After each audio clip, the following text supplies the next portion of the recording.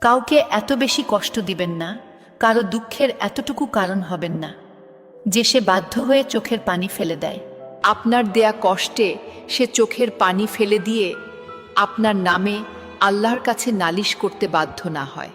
কারণ কি জানেন? কারণ রব্বুল আলামিনের ওয়াদা, যার কেউ নাই আমি রব তার সাথী হয়ে যাই। যে বান্দাকে সবাই অসহায় করে দেয়, আমি রব তাকে সাহারার ব্যবস্থা করে দিই। আমি নিজে তাকে সাহায্য করি।